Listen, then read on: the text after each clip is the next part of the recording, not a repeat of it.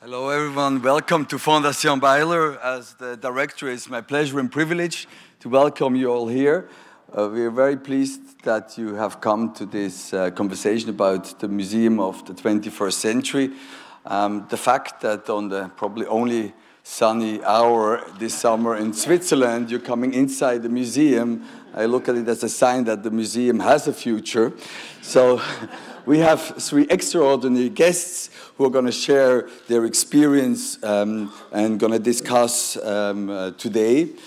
The Albright-Knox is a museum, I don't know if all of you know it, especially European. It's one of the oldest and still contemporary art museum in the United States, a museum we deeply admire for its mission, also a fantastic collection, and everyone who travels to the United States, I would highly recommend you to go and see the museum, even now, before its expansion, that it is working on.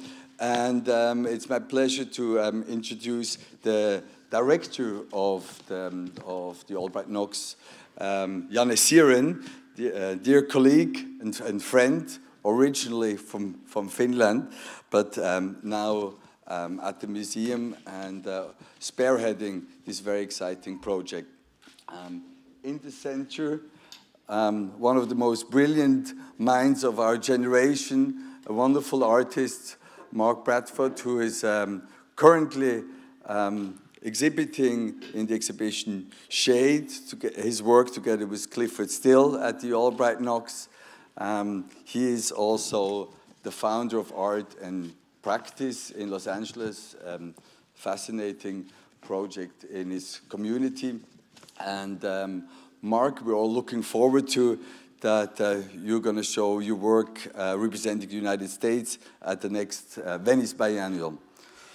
The architect that has been chosen in the selection process to actually design the expansion of the Albright-Knox, Shohei Shigematsu from OMA, famous office. He's the head of the OMA office in the United States, and we're looking forward to your conversation. Thank you all for joining, and we're curious what you're going to say.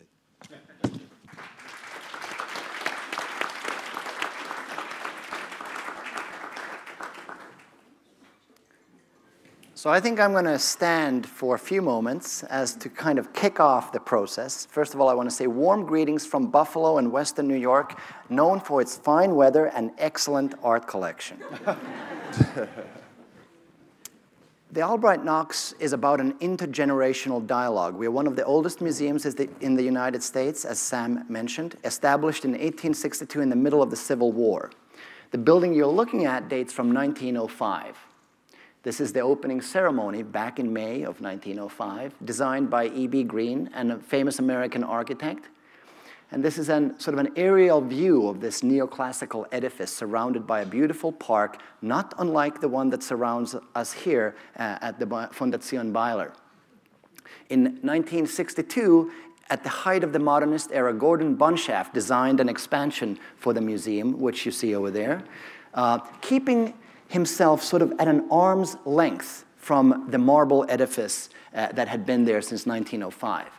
Here's Nelson Rockefeller and one of our great patrons, Seymour H. Knox Jr., discussing the new building, the new future for the city of Buffalo.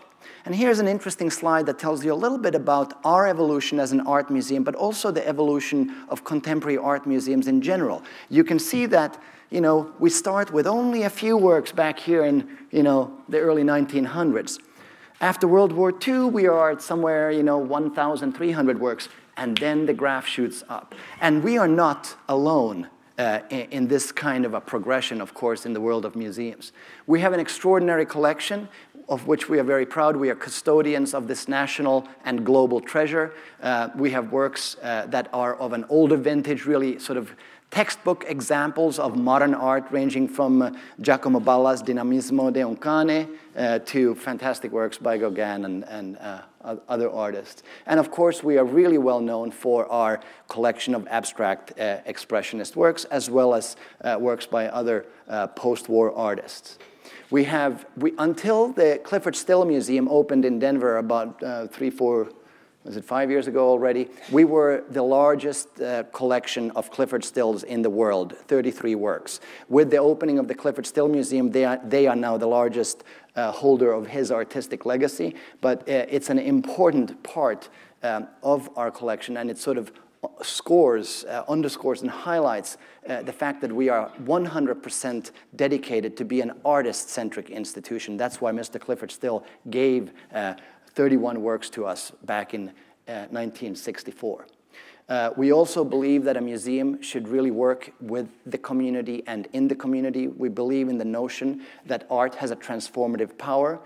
So we have started new initiatives, such as a public art initiative that enables us to put artworks all around Western New York, not just within the museum walls. And we serve the community also by giving educational opportunities to children from all different types of walks of life, from different parts of Western New York and even Canada, Southern Ontario. About 18,000 creative thinkers of tomorrow go through our halls each year. When we decided to embark on a process of expansion, what we decided that we would do is not just build more space for the sake of art, but we wanted to build a process that would enable us to choose not a design, but to choose a partner, someone with whom we could collaboratively design the future of our institution, and at the same time participate in the sort of renaissance that these Rust Belt cities, such as Buffalo, Pittsburgh, and other cities in that part of the United States are currently experiencing. Of course, we wish to show more of our collection. We're able to show about 2% at this time, but we also want to build spaces that will engage the community. And we want to return more green space to the museum campus. A parking lot is not always the nicest thing that you wish to encounter as you enter a space of art. And now I'm going to show you a few pictures from an exhibition that we currently have at the museum, an exhibition that really kind of tells you the story of what the Albright-Knox is about. We work and have worked since our foundation in 1862 collaboratively with artists. We were founded by living artists back in the 1860s, and ever since then we've worked together with artists to realize projects. And often these projects involve intergenerational dialogues. There might be a contemporary artist asking questions about today and tomorrow, but somehow always excavating the question of what it means to look to the future through understanding of the past. So in this exhibition, one of the greatest artists and thinkers of our time, Mark Bradford, is in a conversation with Clifford Still. The exhibition was curated by Dr. Kathleen Chaffee, our senior curator, who's here with us tonight, this evening. And there's a catalog that you can find in the bookstore over here if you wish to read more about this particular show. But it sort of tells you the story of the show, but also of the DNA, the artistic DNA of the Albright-Knox. Here you see a few views of our 1905 building, and then glimpses into the spaces where Mark's works are shown. Now, Clifford Still was an artist who really was not really so interested in collaborations, and he really defined himself as a Still and a Clifford, and in whichever order you wish to pose those words. So for Kathleen to come up with this notion of this exhibition where Clifford Still is welcomed into a posthumous conversation, if you wish, with a thinker from today, that was a brave move. Art museums in the world today need to be brave. We need to do things that allow democracy to play itself out. We need to be spaces where difficult questions can be asked safely. And that's one of the things that we aspire to do. So when we invited Mark to work with us, and I'm sure we'll talk a little bit more about the specific works in a moment, but it was also an invitation to let us, in a sense, investigate how an intergenerational dialogue is possible with the abstract art of the 1950s and how it resonates with the social issues and questions that we're dealing in our world today. Because As an art historian whom I greatly admire, Linda Nochlin once said, all art is political in one way or another, even the non-figurative.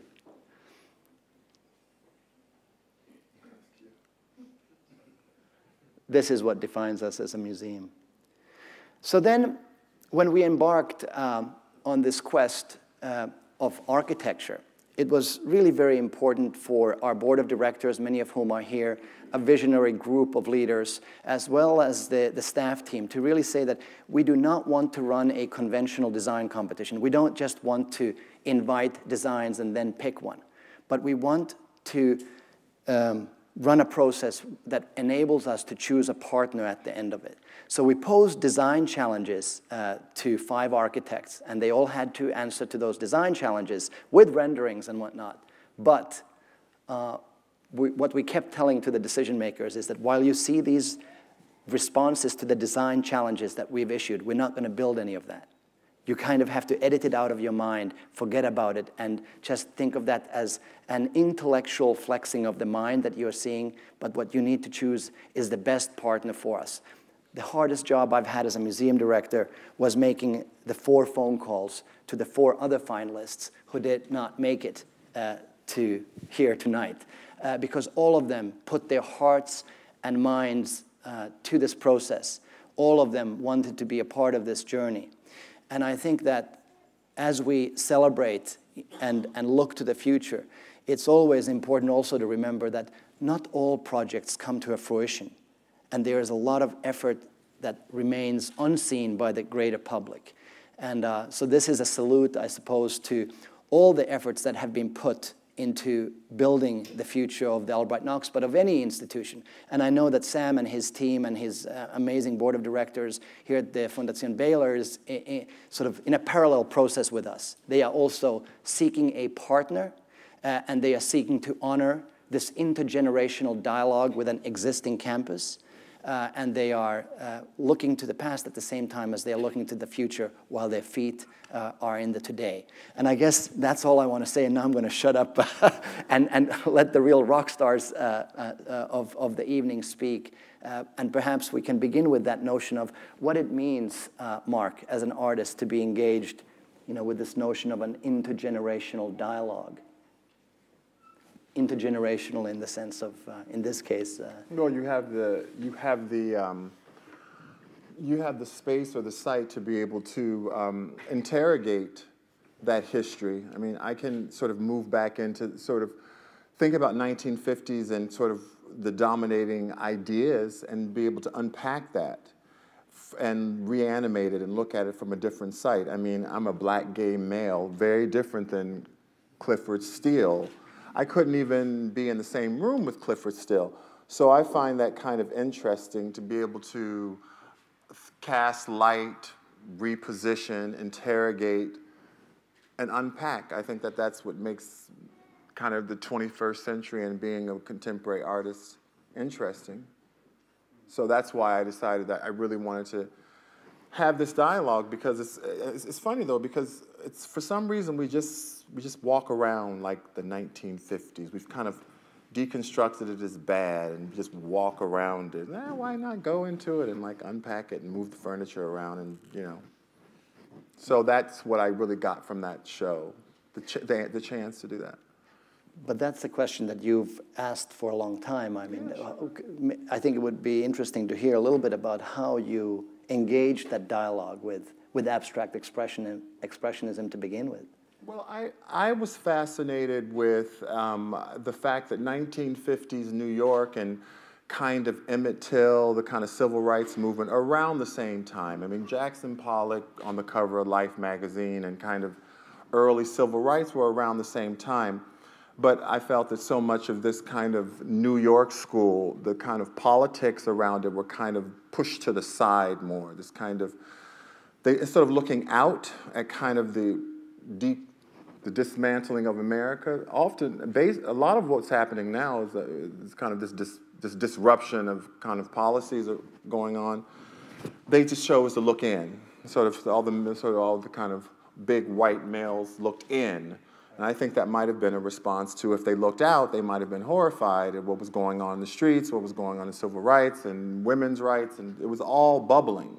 Yeah. So I found that really interesting, and actually to come to that space and to look out and to kind of question the fabric of society. It's just a different gaze, looking at that history from a different viewpoint. And maybe making it, and putting the politics back. I mean, it was the 50s. The 50s are the 50s. It was a little bit more than Mad Men, you know? It's a little bit more than that. I mean, women's rights weren't even on the table. I mean, if you look at something like Mad Men, I mean, they're just like hangers for all the males' policies. Yeah. So it's to put it back in the political context of the time, I found exciting. And Shade actually came from Paris is Burning. And Shade, Clifford Still, he had these categories. I mean, he named, that was a big thing in sort of abstract, number everything, these numerical systems of order. Yeah. So I looked around for another numerical system of order, and Paris is Burning, they had all of these different categories for drag. Right. And so actually Shade is just, Shade means to give a, oh, I like your shoes, but you really don't like her shoes. It's just like throwing shade, a reed. I snapped my fingers, but you couldn't hear it because I'm not close to the. But it's just kind of this, I used another numerical system, another system that divides. And so all of the language around and the titles come from categories, and basically Vogue, Ball, drag, opulence, duck walk. That's Butch Queen, actually. That painting is called Butch Queen. That is a category when men try to pass as being butch, which means being undetectable, as being gay, like I'm doing now on stage. Why are you laughing? But so this idea of, I thought of things that pass, things that present themselves as one thing and actually trying to kind of occupy another space. In some ways, I almost look at the whole kind of moment of the 50s as being drag in a bit of a way, and I think they were a little bit. It's interesting, especially for us here now that we are on the European continent, where you also spend a good deal of time. Would you share a few thoughts about that, how traveling in Europe? Race plays out different. Yeah. In the U.S., you're race first and then nationality, unless we have a war. And then everybody becomes very national, and then we go back to being race first. Whereas in Europe, it seems like they're very much aware that when I came to Europe, I was a North American. Yeah. That was the first, oh, you're North American. And I said, no, I'm black. Because that's the way I was raised. I mean, we're Black American, Hispanic American, Asian American, and so that was a very different mindset. Even the way that I navigated the city was very different, because when I'm in the U.S., I'm very much aware that it's a black male walking in back of whoever I'm walking in back of.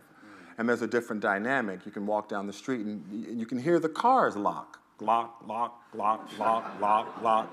Has nothing to do with me, Mark Bradford. It's just because of the narrative of race in the U.S. So it was freeing for me. It was much more freeing to be as just a North American. I wasn't even that tall, because I spent a lot of time in Amsterdam, and the people are taller. So that wasn't even a big deal. So it was freeing. I was able to actually have much more fluidity than, and I could kind of not forget, but actually race did not walk in. And as a 20-year-old, it was liberating.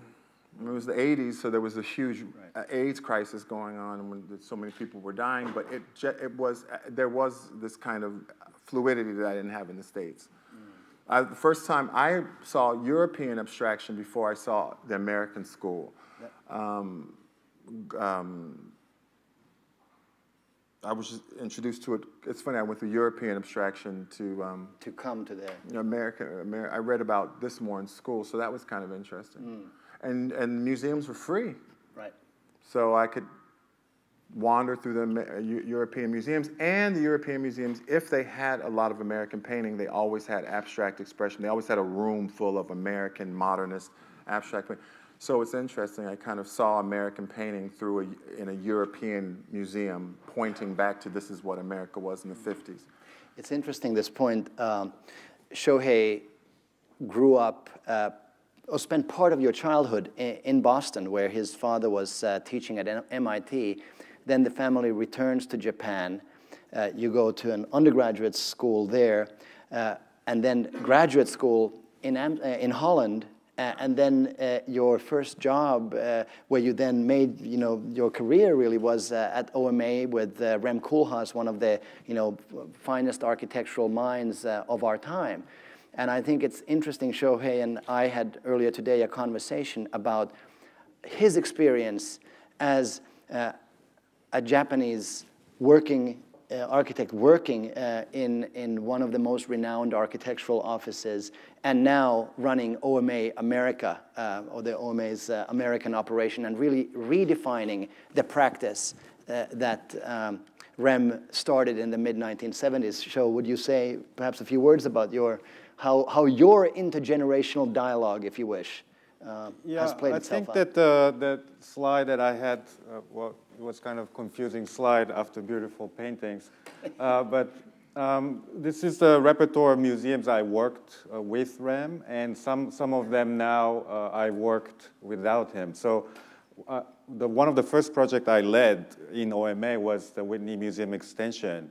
And as you can see, it was a very kind of ambitious, formally ambitious, and also construction-wise very ambitious, and also LACMA, which in the end didn't happen, and now Peter Zuntor is doing a similar scale with like 3 times more budget. But anyway, I think that Rem, I learned a lot, and I think that was shade. that was shade.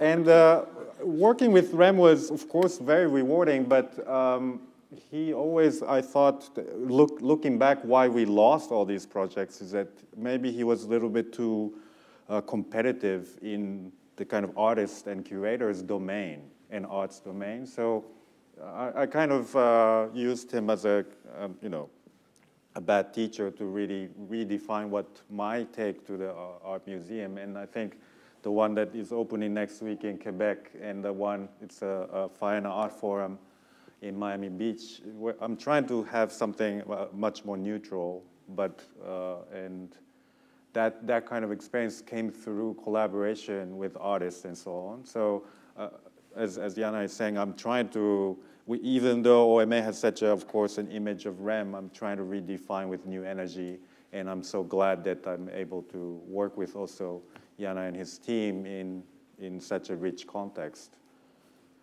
And transgenerational, I guess that's how I kind of interpreting, even in the same office, Rem is, I still see him, but trying to redefine the kind of old image into new. And I think that's kind of a difficult thing. And I don't know what Bunshaft actually thought, because Bunshaft was also SOM, individual within a collective office. So I think that kind of dialogue would be also quite interesting to me too. Yeah. And your building has, of course, a very deliberate dialogue already with modern architecture and neoclassical building. And the modern architecture already still stands as a kind of modern piece. So something to add on is, of course, very difficult because whatever we add already might look too similar to Bunshaft. Right. I think the dialogue is the interesting question, both in terms of Mark's exhibition as well as these architectural endeavors that Sam and his team are engaged with here at the Beyeler, as well as now us at the Albright-Knox, because in some ways, I guess, and it's such a quotidian example in some ways, but when we think of the Bilbao, the Guggenheim Bilbao Museum, you have sort of an empty piece of land, and then you are able to make an architectural gesture or sculptural gesture over there, and then the city is built up almost around it. Whereas in contexts such as an inner city or an existing campus, both the artist and the architect, as well as those of us who work in museums, are really asked to enter into a dialogue that doesn't necessarily have an easy algorithm as an answer. It's a process of sort of excavating or mining for possible solutions, and you open one door and you discover something behind it that you didn't expect. What did you have, as this exhibition came to be, Mark, did that sort of notion of discovery play itself out? Maybe reading, I mean, I really went into the artists and thinking about kind of Clifford Still's manifestos. I read a lot about just kind of his thinking and what he thought. That's really, so it really was more mining the writings around the work. Yeah. That's really more of what I excavated, is not actually the building itself, but more of the excavating and kind of interrogating the writing. That was really more what I was interested in. The museum is nowadays, it's inevitable to have a extension. As an architect, almost all the museum project I worked on is all extensions. And I think that the art form is also demanding the diversity and the range of spaces. Yeah. And I think that's becoming almost like essential. And in your museum, and also here, you also, on top of that, I think in architecture history, we are at a very interesting moment where landscape and urban built form is becoming more and more truly integrated. And I think the art field, like where you actually exhibit art, also is becoming diversified. So in that sense, the extension and discovery of the old, but that also you have a potential to integrate it to the landscape, which is quite a very rich context you have. So let's ask this question then. We put a lot of effort into these endeavors, fundraising and solidifying support and dealing with the media and trying to, in a sense, do the right thing, if you wish. And since we're doing it, it begs the question, why are we doing it? And the question is, what is the purpose of these institutions for the 21st century? Why are we engaged with them? Why is it important to have art museums, or is it? If I may start. In architecture, as an architect and observer, I did this research about how post-Bilbao, what's the kind of trend that I'm facing. That Bilbao, of course, made a lot of American museums and all the institutions quite wealthy, and that also created a lot of powerful individuals that are artists themselves, or curators, or gallery. But what's happening now, I think that Bilbao effect is kind of course, dying, because the investment you make to a very iconic museum can only provide a certain limited amount of space and program that cannot really cater anymore to the diversity of the art expressions. So this is an investigation I did called Perennials. It's about how many biennials are there in 2013, and that was already 196 biennials. So that means in September only there were like 22 biennials happening at the same time in the world.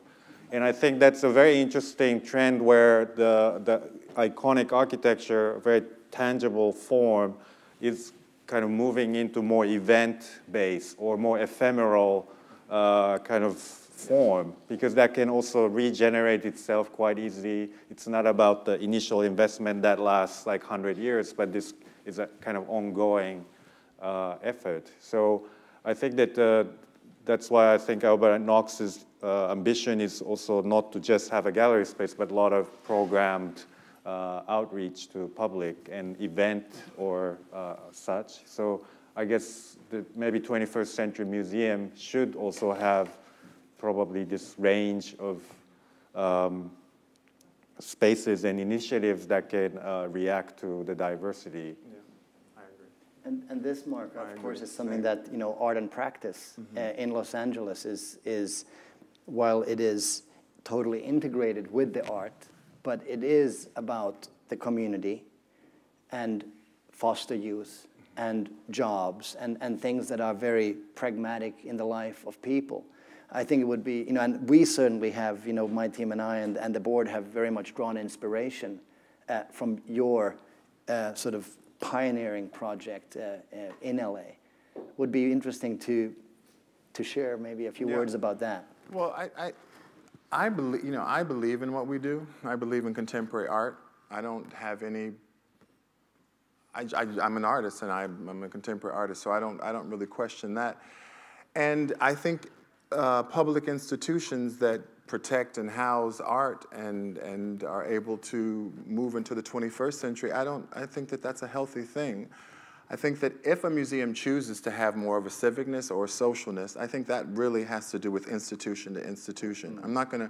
I wouldn't penalize an institution if they choose not to kind of reanimate or rethink it. I find that, I agree, I think that it's artists, there are artists more and more that are interested in this kind of bridge building between kind of a civicness and or socialness and kind of contemporary art, or the houses that we house it in.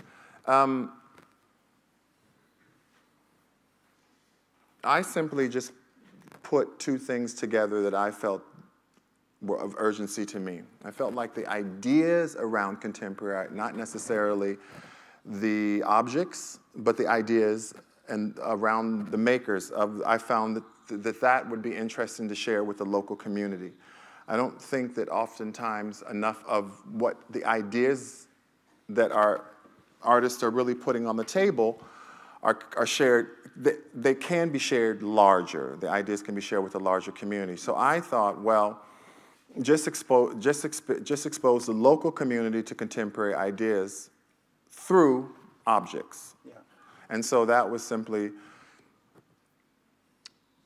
bringing those ideas to a local community so that on their way to the store or on their way to the bus stop, they can stop in and they can experience possibly something that is new to them or possibly something that's vaguely familiar, but it also can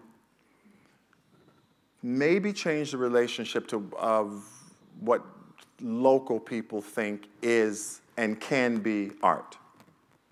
What it looks like, what's the content of it.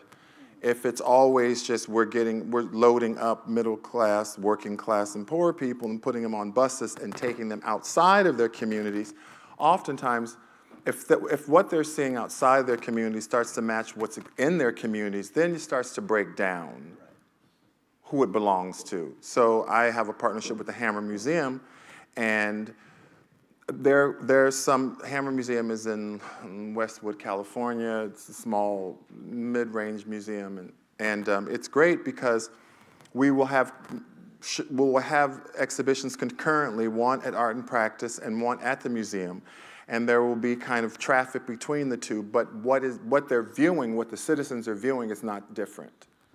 Because I believe in what I do. I don't believe it's for any group or any class, and I don't believe it has to be dumbed down or changed or made more, you know, urban. You know, I have to use a graffiti font for them to get it. Right. I don't believe in any of that. I believe in what we do. I wouldn't be an artist if I was in New Orleans making a work. And I was standing in the middle of the street after Hurricane Katrina, and I was talking with a woman, and I said, you know, I don't know if I should be doing this. And she was the one that says, well, this is what you do, right? And I said, yeah, this is what I do. She said, well, then do it. You know, sometimes people can be if we believe in what we do, we should do it. So Art and Practice, but for me, I felt like it would be interesting to engage another population. So in that area, orphans or children without families are epidemic. Right. So I thought it would be interesting as an experiment for them to be neighbors. And that is what I did. I put one neighbor next to another neighbor. You can have a Muslim family next to a Christian family, and just because of their next door neighbors, things happen. So that's what I thought. You put them together. Of course, they have different needs. You have different there's a different platform, but neighbors eventually start to understand each other on some level. Yeah. And that's all I did. So it's the same thing, I think, at, I'll go back to the Hammer because I've had the longest, and there was some show that was happening, I think, at both Art and Practice and the Hammer Museum, and there was a Thursday night. And it was a very diverse crowd, and it was very packed, and these were new visitors. And I remember talking to Annie and sort of saying, well, do you think it's because of the relationship with Art and Practice, or do you think it's because the Hammer's been, you know, getting out? And, you know, we all kind of came up with, we're not sure. But we were hopeful that it was. You can't quantify everything. Right. No, I think that that's such an interesting point that you raise, and especially the notion of that's what we do. Because, you know, there aren't too many European museum directors in the States, and the reason there aren't that many is because oftentimes American board of directors believe that, you know, in Europe all the money comes from the government, so European museum directors won't know how to fundraise. Well, we are experimenting with that now, and Buffalo is an experimental town. But when I came, I had been a museum director in Finland. I was the youngest museum director when I started in 2004. And I ran 2 different museums, most recently the Helsinki Art Museum for 6 years. And one thing that I did was run the public art programs, first for the city of Tampere and then for the city of Helsinki. And I had an entire department dedicated to public art, meaning every time a hospital would go up, we would curate the hospital floors, or a new school, or a bridge. You know, we would be the kind of artistic curatorial force in that sense. So when I came to Buffalo, I walked to the county executive office and I said, you know, we should really consider this notion of public art, and it had been unheard of. So I said, you know, how about this? I double your dollar, that if you pay for the curator's salary, I will double, or the Albright-Knox will double that money in the realm of public art. And we started 3 years ago, and it has become one of the most transformative initiatives in Western New York. And people who had nothing to do with the museum are now becoming neighbors of ours, not always inside the museum, but in some part of town where one of our projects goes up. And often these projects are ephemeral, meaning that it's not like a bronze statue that we plant somewhere, but it's a project that maybe lasts. It can be performative, or it can be participatory. And I think that has certainly opened new doors of discovery for all of us who've been involved with it. But it's not as safe. No. You know, and that I like. There is this idea that, okay, we can bridge and we can develop new collaborations and new partnerships, but as you move out of your comfort zone, or as you move out of, our comfort zone, they're going to have a completely different set of conditions, and it's not going to be as safe. And that's just a different type of set of tools that you have to apply. I don't think it's good or bad or right or wrong. It's just simply if we choose to engage in that kind of population or not. Right. And I chose to do this program, and it wasn't always easy, and it was hostile sometimes. We had run-ins. We had the local community telling me, you know, it's very race-based, kind of black looks like this, and I don't always have the same friends of the same color or the same gender. And what does that look like to bring other racially different people into an all-anything community? There's going to be pushback. There's going to be negotiations. It's not always easy. It wasn't always easy. But I believed in the fundamental practice, and you just have to kind of navigate it. But at no time did I ever change what I believed in. I never. I think that's the core, is to stay constant. If you change for sort of the local community or the museum world, that's where it starts to break down. I think that even arts education can even kind of take a page out of just kind of staying consistent and just moving through different sites, but not changing kind of the core of what we what we do. But is that a specificity issue? Like you work with community and within a limited, or within their home ground, and then actually conceive an art that is highly specific to that, culture? No, not necessarily. No, well, actually, I really don't like the word community because it implies that there's like this like, that's a little bit. But I've had a long history with this local community as a merchant. Now, which was interesting, isn't it?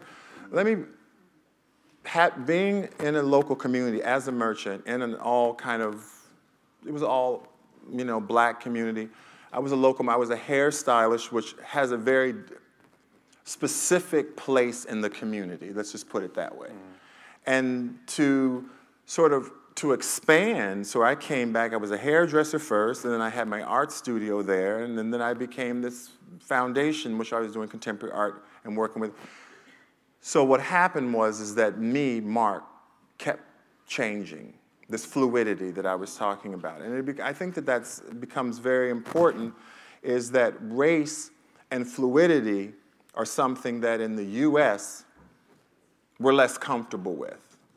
I think it's we understand what blackness is and Japanese cultures, but it's always a stereotype that presents you. So this idea that having race and fluidity is something that I'm very much interested in, is because we need to understand that you can have a room full of all the same race, or all the same gender, and there's as many different and there's as many different ideas as any other group. And so that was the main thing about Leimert Park, is that yes, I am black and you are black, but that doesn't mean that me and you are going to agree. And that's okay. So this plurality from within is really a kind of a thing that. But I think it was interesting to go through the spaces of art and practice where we visited with some museum directors back in January. And I think that what was particularly interesting was that because it's sort of part of the urban plan, and you have this ability to poke your nose into a space. At least we had that opportunity. I don't know, of course, how others would experience this, but the notion that you sort of slip in and slip out in an unchoreographed manner generated the sense of that you're not entering something or someone, but you are more in an open-ended dialogue. And one of the things that we have been sort of questioning, and one of the challenges that Shohei and his team will have, is how do you create spaces that enable that to happen? Because those of you who've been to Buffalo, who've seen images of the museum, Bunshaft's high modernist building is a beautiful geometric form, and it stands at an elegant distance in terms of the black auditorium cube from the marble edifice. But it also is a little bit of a wall, and the park used to be more porous. You used to be able to sort of walk around and explore the campus in a different way.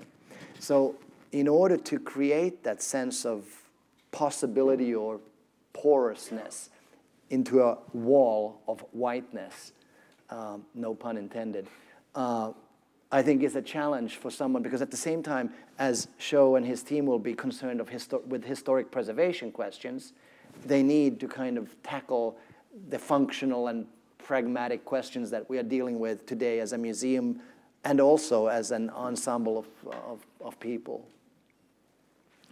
Do you want to say something about that, Sho? That the notion of editing the history or revisiting it, and or like make the experience of the museum like the urban experience, like the art and practice, or is that right? I mean, I guess what I'm saying is that how does one, as an architect, engage something as sort of binary, if you wish, as this? How do you,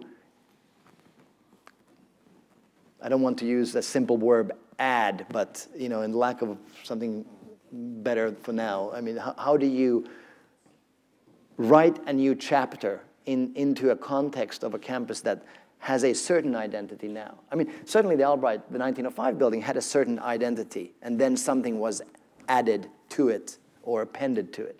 And again, we are at the precipice of that kind of a question. As an architect without any site, basically what he's saying is that he doesn't really have any site defined.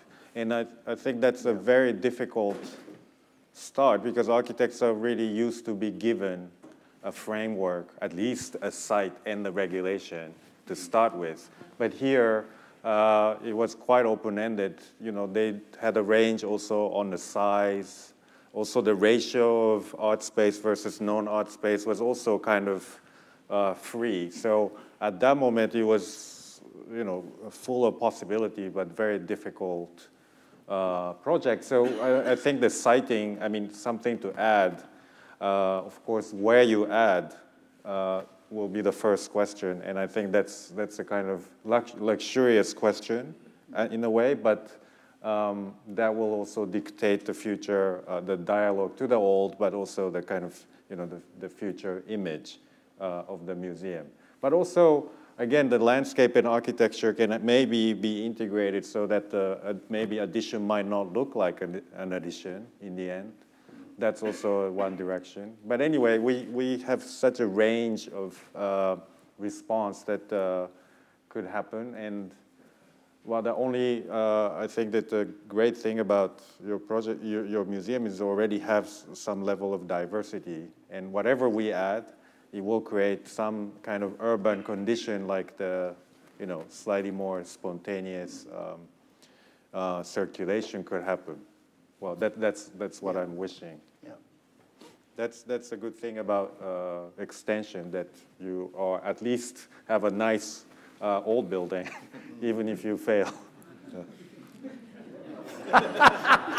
Well, which I'm not supposed to say before it starts, but yeah. Folks, we have about 10 minutes for Q&A. Shall we take some dialogue? Yeah, please. There's a microphone right next to you. Thank you so much. Hello, that was interesting and wonderful. And I have a question for Sho. Yep. How would your addition influence the show as being read, the Mark Bradford and Clifford Still show? How could the architecture change the reading of the pieces? Or, as far as what can architecture contribute in a museum setting, sort of with this particular show? The current show or the potential, whatever show that Mark will? Current show. If you take that as an example. Yeah. It's a tough one. Yeah. This is one thing I learned, that that's not an answer that architects should answer, but maybe an artist should answer. Because and this is one thing I've learned is that that's the kind of question that an artist can't answer, maybe an architect can answer. All right, let's play it together. Yeah. All right, okay, I'll say the things I hate. I hate when an architect takes over. I feel like breathing down the architect's neck instead of really the space is made for the artwork. That I have to grapple with the vision instead of trying to grapple with the work sometimes. I've worked in spaces where it's like, Jesus Christ, the architect's ego is everywhere. How am I supposed to compete? It's almost like my feathers flop, you know? So, I think that period is, that's what I was trying to say with the Bilbao effect going to end. And I think the art world is much more interested in spontaneous and non-pretentious spaces. And I mean, this museum is the best example in the world. So that will never happen. Flexibility. Probably. Yeah, flexibility and also neutrality. But I think what architects should focus nowadays is that so there is a certain level of standard to make the art shine. So I think we can easily do that, but for me what's interesting is to make other spaces in the museum, because nowadays only 1/3 is the gallery space and the rest of the museum is non-art space sometimes. So as an architect, how to integrate the experience of art space and non-art space and inspire artists, try not to inspire artists through a gallery space, but through non-art space. And I think that could be the way to make his exhibition even more credible and interesting. Yes. There's a mic coming back behind you. Hello. Have any of you gentlemen thought of adding an interactive element to the museums that you plan on in the future or have planned in the past? Say, in terms of this transgenerational focus, I see kids, sometimes not interested in museums, but if you add an interactive element, a la Rudolf Stengel, where kids could, make art as well as look at art, you might be able to bridge a lot more gaps. Yeah. I can kick this one off by saying that a lot of the projects that we do are interactive in terms of, for example, some of the public artworks that we've done. We've actually invited the community to join the artists in the making of those murals or in the actual creation of them. I think that is an increasingly typical practice to our time. It's not so much anymore about only about the individual genius, but it can have that participatory element. Also, I think as a European who now works in the US, one of the great things I find in American museums is this notion of who gives the gallery tours. I have 100 docents who are volunteers. Many of them are people who have retired from professional life.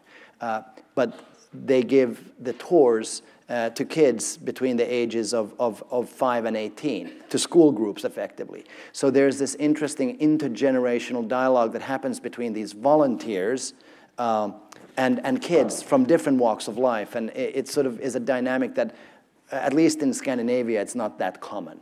Maybe it exists a little bit here and there, but it's not sort of, we have people we employ as museum guides. So I think that the notion of participating on a volunteer basis is one way of sort of adding an interesting element of dialogue into the function of museums.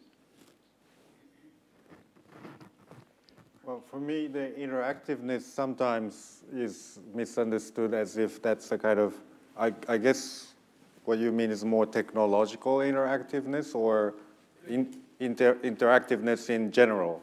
Well, tactile interactivity right. might even be better. Right. I mean, that's why, again, nature for me is always kind of interesting ground to have an interactiveness because, as a kid, of course, you grow up in the nature and you learn how to interact.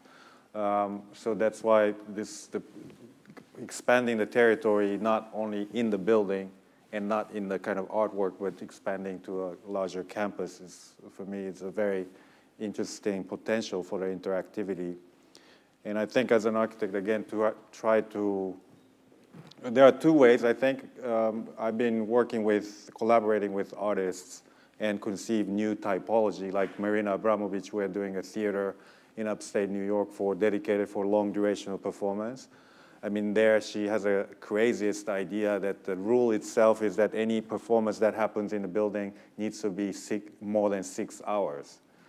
So that way you can't even design a typical theater because as an architect, no one wants to sit like this for 6 hours. So that kind of collaboration with an artist and coming up with a specific response could create, in a way, a very interactive space, potentially, because it kind of pushes you to expand the notion of flexibility and such. As an artist, I actually, I think sometimes this idea of everything looking through screens for me, it's sort of interactive and kind of, it keeps, especially the younger people, amped up and they just kind of want instant gratification. I actually think the opposite, kind of slowing it down. Just kind of looking and kind of finding their own imagination within what they're looking at instead of looking at a screen, kind of, it's kind of mimicking what they're used to in their lives already. It's kind of using the same tools, and you're not really looking at a painting on an iPad and looking at a work, just a work in physical. There's just different relationships, and it requires a different type of looking. I don't think it's necessarily, that's just an old-fashioned way of thinking about it. Things move rapidly, but things can move so rapidly they don't move at all. I mean, it's not. So I actually, if I'm working with young people, especially with kids, I always will tell them just the opposite. Like, just stare at that. Just stare at it for a while. And then sometimes I say, well, if you stare at it long enough and you look at the white wall, you'll be able to reflect. And then they kind of, but like activating their imagination. I think that's why windows are actually very important in a museum. What we've discovered, and I'm sure many of you here tonight will realize this as you walk around the galleries, as important and as gratifying as it is to look at a work of art, the ability to palette cleanse your optical sense by looking at a landscape and then to return to a work of art actually enriches the experience. And in Finland, when we ran a little bit of a focus group with kids, this pertains to the technology question. I was engaged with an international museum project in Helsinki for some years, and we were sure that we took these high school kids from different public high schools in Helsinki, and we sort of wanted them to have an open-ended conversation of what they wanted the museum of the 21st century to be. And myself and many others who were sort of planning these focus groups were sure that we were going to hear a lot about technology and how technology should be integrated into the museum of the future. On the contrary, the kids and the young people participating basically said, just keep the space technology free, that there's sort of enough of it elsewhere. And the museum should not go into that. And it was an astonishing discovery for us. And again, this is a little bit country specific. I mean, Finland has probably at that time had the highest saturation of cell phones per capita. Finland known as Nokia land also formally. It's like the artist formerly known as. Yeah, well, when I work at art and practice oftentimes, what I realize is I think even when I would do classes at museums or I would do classes, it's almost like we over fetishize young people being bored. We're so afraid that young people are going to be bored. Oh, I'm bored. So what? So what? I mean, figure it out. I mean, it's like. So we're just so afraid of hearing those words. Well, I'm bored. I'm bored. We don't want them to be bored in the museums. We don't want them to be bored at home. We don't want them to be bored. We're so afraid that we're filling it with this stimuli so that they're not bored. Well, I think on the other side of boredom is imagination. And so so figure it out. I mean, it's what did we do before when we were taking long road trips? You sort of this kind of figure it out. So I think it's kind of, you have to find a healthy balance in kind of the kind of visualization, kind of like looking at works of art and kind of interacting, I think. So if we all kind of answered the same question, I guess. I think we had a question over there. Yeah? Oh. I have a question to Mark. I know you've had so many shows at different museums and galleries, but most of the time I believe all those spaces are white cubes. My question for you is, if you can design a space or if you can pick a location where you can display your artwork and you can become a curator as well, what will be an ideal location or environment that you want to display your artwork? Great question. I don't have to. You're real shady. Well,